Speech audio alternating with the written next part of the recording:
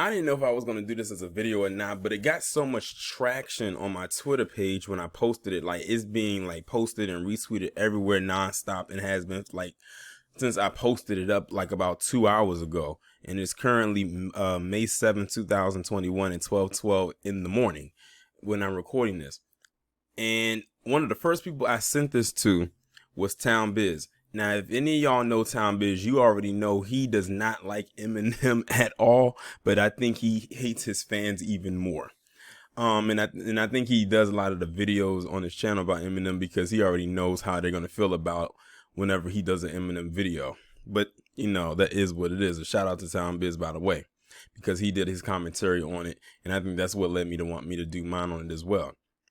So I came across this post on Instagram, and I saw it more than once, and I decided to like look through the comments and everything like that. And people were saying, wow, not only was Michael Jackson the king of pop, even though I call him the king of music, but he was also the king of petty and everything like that for him to pull a move like this. So it says right here, when Eminem did a diss on Michael Jackson in 2005, Michael made no comments. He went and bought Eminem's whole catalog and then got paid every time Eminem performed.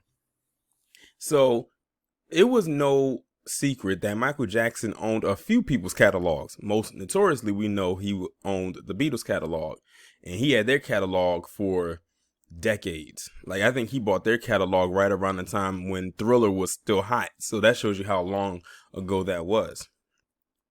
And then, you know, later on in the early 2000s, he owned about a little over 50% of Sony's publishing. So that means every artist that was under Sony, he had rights to. For every song they put out, for every album, for every time they performed, tours, whatever, he got a cut of that money. Now, people were probably saying to themselves, well, how did he get Eminem's publishing? Well, before we get into that, let's get into why he got his publishing.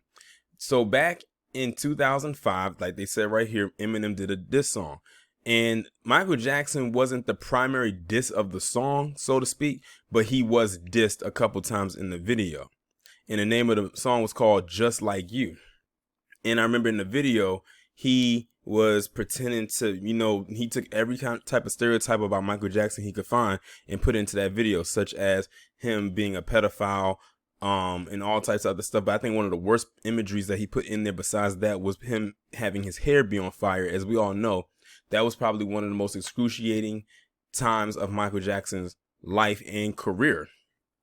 You know, when when his hair caught on fire during the shooting of the Pepsi commercial back in the early 80s. And I think that's what led to him having an addiction to painkillers. And that's not something that someone should joke about, because that's a serious issue that he had to deal with for the rest of his life from that point forward. And that was also around the time, you see in 2005, where Michael Jackson was also dealing with the trial that he was dealing with, you know, with those next round of allegations of child molestation, which he was found not guilty completely on every last charge that was against him. So Eminem took advantage of that, and Michael Jackson said, okay, he wants to play lowball. Well, I can go lower. So he decided with his company, which I believe is called Sony ATV, I think that was his name of his company. He decided to pretty much buy or get Eminem's publishing. But here's the interesting thing about it. Eminem was signed to Aftermath. I think it was called Shady Aftermath. It was whatever record label that Dr. Dre was with. So you're probably wondering, how was he able to get his catalog and he wasn't under Sony? Well, basically what happened is Michael Jackson's company, Sony ATV, bought the publishing company that had Eminem's material, and that's how he got it. Now, when I tell you, Michael Jackson was a shrewd businessman. Like, if y'all went and looked up all the endeavors that Michael Jackson had and all the business deals that he made, I'm still trying to figure out how in the world this guy wasn't even a billionaire. I don't know, like, how that wasn't even possible, to be quite honest. But that's basically what he did. And they said Eminem tried to apologize for it, but it was too little too late. By that time, Michael Jackson and his team was already about to have those papers signed so he can get his publishing. So Michael Jackson had Eminem's publishing, I think, since 2007. That's when the deal was complete. And he held on to it. And it still had control over it even after he died in 2009, which was 2 years later. And it was reported that Eminem did not get the publishing back until 2016. So you got to think. Michael Jackson had Eminem's publishing for almost a decade. And Eminem could not get it back until a few years after Michael's death. Not right after he died, but a few years later. Same thing that happened, I think, with the Beatles, because I think they got their stuff back, and Sony, they got their publishing stuff back. Like, they probably couldn't wait for him to get out of here so they can get their stuff back. I think Sony got their stuff from him back first. Then I think the Beatles, or Paul McCartney for the most part, got the Beatles stuff back next, and then Eminem got his back last. But they did not happen all at one time or right after he died. It was like it had to be a few years. So while they were still trying to go through negotiations to get their stuff back, Michael Jackson's estate was still getting paid off of their material. So if his estate took a dip in funds, it's because these entities got their stuff back. But that's just how powerful Michael Jackson was. And Hollywood and those in power didn't like that this one black man was doing all of this and then some. And he had so much influence. They tried to break this man with every fiber of their being, but we knew the real. We knew that they hated this man. This is a powerful black man. This man knew he was black. This was a powerful black man at the end of the day. And it's very rare that one can say that a black man is very powerful in this society that wants to make black men weak or appear powerless. And they hated that with a passion. Remember, this is the same guy that had the nerve to get on maybe not national television, but tell a group of people in New York, I think Harlem, if I'm not mistaken, in front of hundreds of fans, that Tommy Mottola, who was the former president and president of Sony at the time, that he was the devil. Mind you, Michael Jackson was signed under the label that Tommy Mottola was over, and had the nerve to call him the devil. And Tommy Mottola is a so-called J-ish man. That's why Michael Jackson's Invincible album did not sell well, because after he made that comment, Tommy Mottola made sure that that album did not sell. At least not like his previous albums did. But that Invincible album is still a very solid album. Unfortunately, that would be his last true album. And I say true album because the one that they came out with after he died, some of the vocals were his, but a lot of them weren't. And you can tell, Michael Jackson's voice when you hear it. But yeah, Michael Jackson pulled off some king shit. And a lot of people, unfortunately, when I posted this tweet, and a lot of black people, some of y'all disappoint me, because many of y'all didn't even believe this was real and thought it was fake.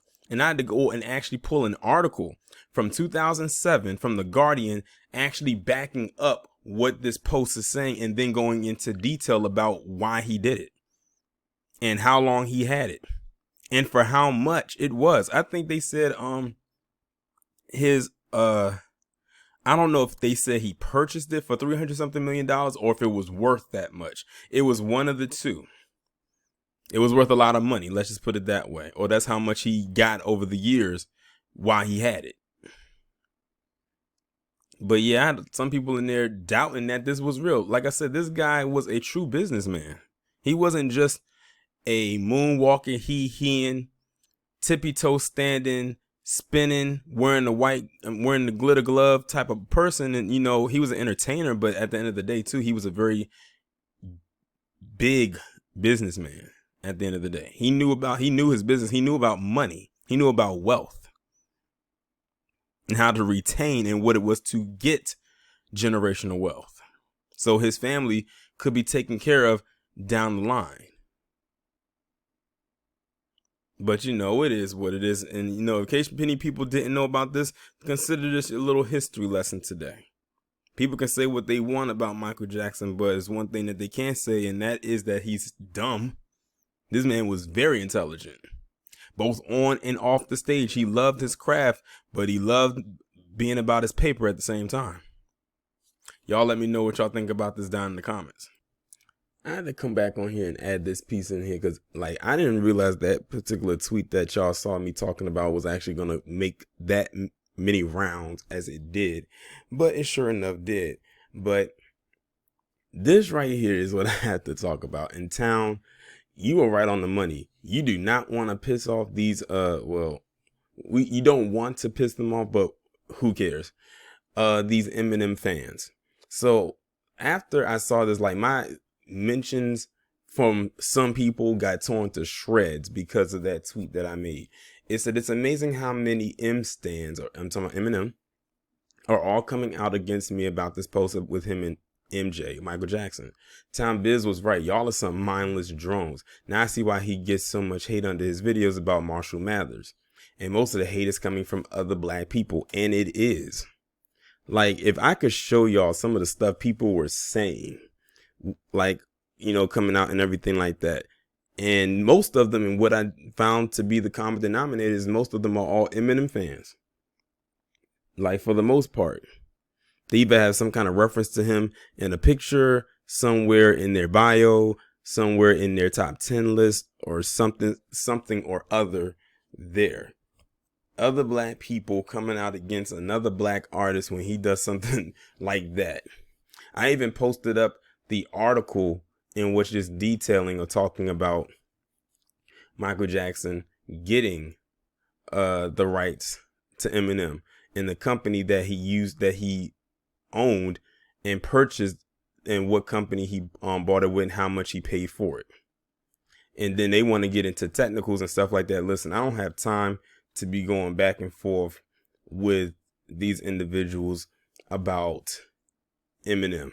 But Town, if you're listening to this right now, I completely understand why you go through what you go through whenever you do a video about him, and you always have to address the trolls before you end your video off, because this is absolutely ridiculous, but it's also hilarious at the same time.